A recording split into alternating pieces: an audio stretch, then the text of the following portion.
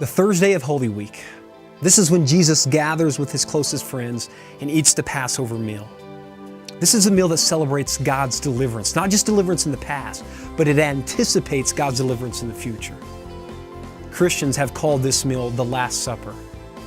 And there's always some staple items at this meal. Two of them were unleavened bread and wine, lots of wine, 4 cups to be exact.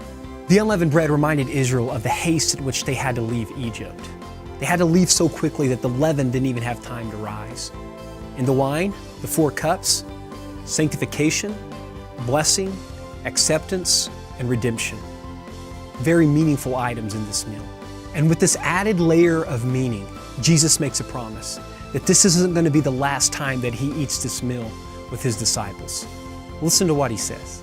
When the hour came, Jesus and his apostles reclined at the table, and he said to them, I've eagerly desired to eat this Passover with you before I suffer. For I tell you, I will not eat it again until it finds its fulfillment in the kingdom of God. And so maybe we've gotten Christian history wrong. This isn't the Last Supper. It's the next to Last Supper. Because Jesus promises that we will one day eat with him again when God's kingdom is complete, when everything wrong has been made right.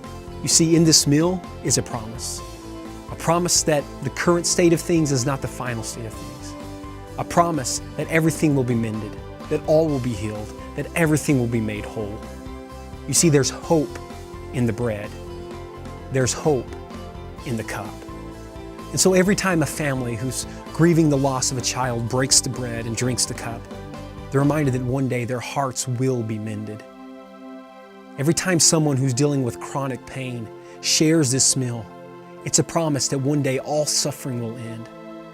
Every time a man or a woman who's grieving a broken marriage takes this meal, they're reminded that one day all relationships will be reconciled.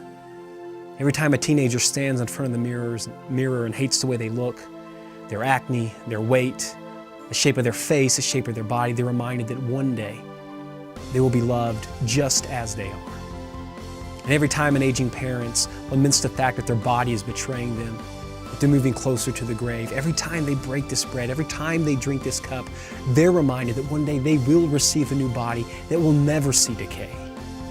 So tonight, this Thursday night of Holy Week, maybe you get some friends around the table, maybe you just gather your family around the table and you eat some bread and you drink some grape juice or some wine and you celebrate the hope. You celebrate that one day everything that is wrong will be made right. It is a meal of hope.